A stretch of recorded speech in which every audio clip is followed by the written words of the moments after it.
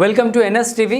నేను రాజీవ్. ముందుగా హెడ్లైన్స్ చూద్దాం. కుప్పంలో ఉత్తిత్తి డ్యాం అంటూ సినిమా సెట్టింగ్ వేసి ఒక డ్యాం కట్టి జగన్ రెడ్డి చేసిన హడావిడికి కుప్పం ప్రజలు పక్కున నవ్వారు.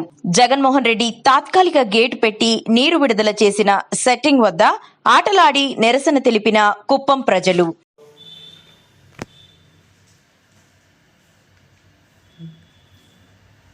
అందరికీ నమస్కారం.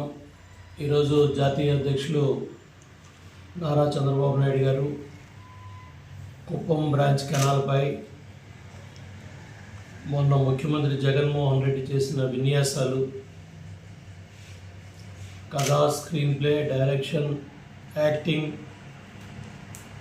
Financing by Jaganmohan Reddy and YCP నాయకులు.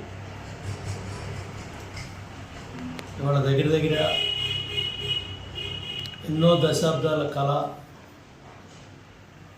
మహానుభావుడు వ్యవస్థాపక అధ్యక్షులు ఎన్టీ రామారావు గారు ఓ పవిత్ర లక్ష్యంతో రెండోసారి ముఖ్యమంత్రి అయిన తర్వాత వెనకబడ్డ ప్రాంతం రాయలసీమ రత్నాలసీమ అవ్వాలని, తాగునీరు సాగునీరు ఇవ్వాలని ఆ మహానుభావుడు 6 లక్షల ఎకరాల పైగా ఇటు కర్నూలు, అనంతపురం, చిత్తూరు ఈ అందరినివా కాలం ద్వారా 40 టీఎంసీ నీళ్లు తీసుకొచ్చి సుమారు 600 కిలోమీటర్ల పైగా ఉన్న ఈ ప్రాంతాలన్నిటికీ కూడా 1600 అడుగుల పైగా సముద్ర నీటి మట్టం ఏదైతే కృష్ణమ్మ తల్లిని కుప్పం ప్రాంతం వరకు కూడా తీసుకెళ్ళాలి, హిందూపురం ప్రాంతం వరకు తీసుకెళ్లాలని ఆ మహానుభావుడు కన్న కళల్ని మన జాతీయ అధ్యక్షులు నారా చంద్రబాబు గారి నాయకత్వంలో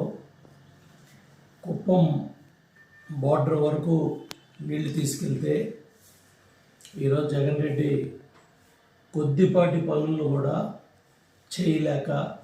చేయకుండా 6 నెలల్లో ఇస్తానని చెప్పి సంవత్సరాల క్రితం చెప్పి ఈరోజు ఆ నీళ్లను కూడా ఒక సినిమా సెట్టింగ్ లాగా, డ్రామా కంపెనీ లాగా గేట్లు పెట్టి మళ్ళీ 24 గంటలు తిరగకుండా గేట్లు ఎత్తుకెళ్ళిపోయారంటే పవిత్ర జలాల మీద, కృష్ణమ్మ తల్లి జలాల మీద వెనకబడ్డ ప్రాంత ప్రజల పట్ల, కుప్పం ప్రాంత ప్రజల పట్ల జగన్ రెడ్డికి ఏ విధమైన బాధ్యత ఉంది, ఏ విధమైన పరిస్థితి తీసుకొచ్చారో కుప్పం బ్రాంచ్ కెనాల్కి నీటి కథ ఒక సినిమా సెట్టింగ్ లాగా, ఒక డ్రామా కంపెనీ లాగా వైసీపీ ప్రభుత్వం చేసింది. కుప్పం ప్రజలు పక్కుమని నవ్వారు. మా నాయకుడు మేము విర్రవీగుతామనే విధంగా వైసీపీ నాయకులు ఈ దుర్మార్గాలు పాల్పడుతున్నారు. ఈ 5 ఏళ్ల పాలనలో, జగన్ రెడ్డి పాలనలో హిందూ దేవాలయాల మీద అర్చకుల వేతనాలు పెంచడంలో ఇబ్బందులు పెడుతున్నారు. మనం మైలవరంలో కూడా బ్రాహ్మణ సోదరులంతా మీటింగ్ పెట్టి మరి జరుగుతూ ఉన్న అన్యాయాలు, వాళ్ళ బాధల కష్టాలన్నీ కూడా చెప్పుకున్నారు. ఇవాళ గొల్లపూడిలోనే చంద్రబాబు నాయుడు గారు మరి ఎండోమెంట్స్ డిపార్ట్మెంట్కి సంబంధించి ఒక పెద్ద కార్యాలయాన్ని, అట్లాగే బ్రాహ్మణ కార్పొరేషన్ కార్యాలయాన్ని కూడా ఈ గొల్లపూడి గ్రామంలోనే చంద్రబాబు నాయుడు గారి ప్రభుత్వం, తెలుగుదేశం ప్రభుత్వంలో కట్టడం జరిగింది. కరోనా సమయంలో కూడా అర్చకుల కుటుంబాలు ఎన్నో బాధలు పడ్డా కూడా జగన్ రెడ్డి పట్టించుకోలేదు. ఈ వరుసగా ఈ దాడులు అనేవి మరి జరుగుతూ ఉన్నాయి 5 ఏళ్ళు. ఎన్నిసార్లు మరి చెప్పినా కూడా వారిని పట్టించుకునే పరిస్థితి లేరు. పశ్చిమ గోదావరి భీమవరంలో పంచారామ క్షేత్రం సోమేశ్వర దేవ ఆలయ అర్చకుడి మీద యజ్ఞోపవేతాన్ని తీసి మరి యుగంధర నేతను తెంచేశాడు. ఈ దారుణంపై ప్రశ్నిస్తే అర్చకుడి మీద దాడి చేశారు. కార్తీక పౌర్ణమి కర్నూలు జిల్లా ఓంకార్ క్షేత్రం భక్తులు రద్దీ ఉంది, టికెట్ విషయాల్లో గొడవ జరిగి ఆలో చైర్మన్ మరి అక్కడ పలువురు వైసీపీ నాయకుల అర్చకుల మీద దాడి చేసి మరి ఓంకార క్షేత్రంలోనే అర్చకుల్ని సంబంధ అధికారులను కొట్టారంటే, చర్నాకోలతో కొట్టారంటే వీళ్ళ మదం, వీళ్ళ అహంకారం ఏ స్థాయిలో ఉంది. నర్సరావుపేట త్రికోటేశ్వర స్వామి దర్శనానికి వచ్చిన వైసీపీ నాయకుడు ఒక అర్చకుడి మీద మర్యాద చేయలేదని దాడి చేశాడంటే ఏ విధంగా వీళ్ళ అహంకారం ఉందో అర్థమవుతూ ఉంది. అట్లాగే ఎమ్మిగనూరు పార్లపల్లిలో కూడా ఆంజనేయ స్వామి వాడి దగ్గర కూడా అర్చకుడి మీద భూమి సాగు చేసుకుంటుంటే ఆ భూమి మీద కన్నేసి ఇది ఇబ్బంది పెట్టడం వల్ల పూజారి భార్య ఆత్మహత్య ప్రయత్నం చేసి మరి అక్కడ ఇబ్బంది పడిందంటే ఇక ఏ విధంగా ఉందో చెప్పొచ్చు. ముఖ్యమంత్రి సొంత జిల్లా కడప జిల్లాలో కూడా మరి గడ్డి బజార్లో సత్యనారాయణ స్వామి ఆలయ ప్రధాన అర్చకుడిపై మీద కూడా పలువురు వైసీపీ నేతలు ముఖ్యమంత్రి జిల్లాలోనే ఆయన సొంత జిల్లాలో దాడి చేశారు.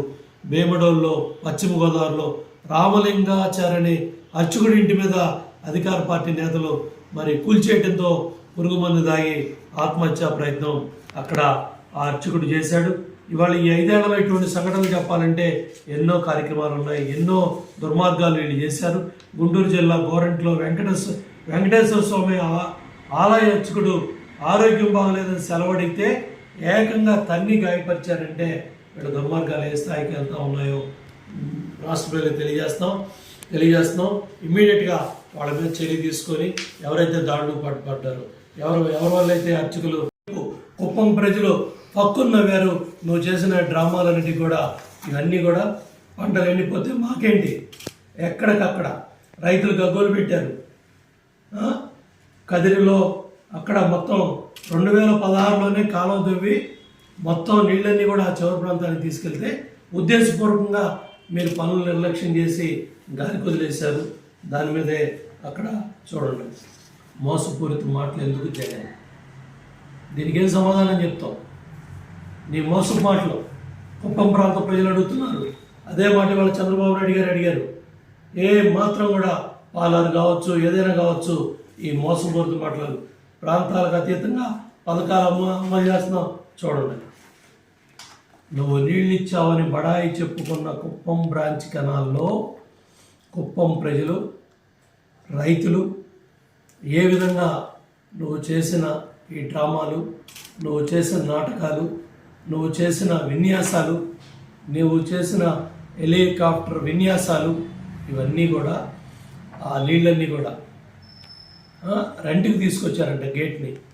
మళ్ళీ 24 గంటల్లో ముఖ్యమంత్రి వెళ్ళగానే ఆ రెంట్ కట్టాల్సి వస్తుంది 2వ రోజు అని చెప్పి గేట్ ఎత్తుకెళ్ళిపోయారు. ఇది మీ డ్రామా. దానికే కుప్పం పక్కన నవ్వుకుంది. ఒక్క రోజులోనే తేలిపోయిన మాటలు అరకొరగా కృష్ణా జిల్లాలు నీళ్ళు ఇచ్చామని అవాస్తవాలైన ముఖ్యమంత్రి జగన్ రెడ్డి ఖాళీ అయిన కాలంలో కార్యకర్తలు నాయకులు రైతులు అందరూ కూడా ఏ విధంగా చూడండి లారీలో లోడ్ అవుతూ ఉంది, గేటు రెంట్కి తీసుకొచ్చారు. అంటే ఆ నీళ్ళన్నీ అక్కడ నిలబెట్టి కాలువల్లో మట్టి పోసి ఆ నీళ్లు ఓపెనింగ్ కోసం ఈ విధంగా డ్రామాలు ఆడారంటే చిత్తూరు జిల్లా రామకుప్పం మండలం రాజుపేట వద్ద మరి ముఖ్యమంత్రి నీటి విడుదల చేసిన షట్టర్ని ఏ విధంగా కార్మికులు లారీలో లోడ్ చేస్తున్నారు.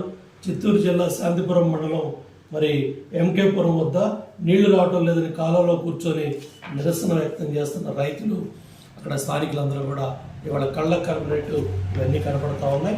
వీటికి ఏమి సమాధానం చెప్తారు ముఖ్యమంత్రి జగన్ రెడ్డి అని నేను అడుగుతా ఉన్నాను.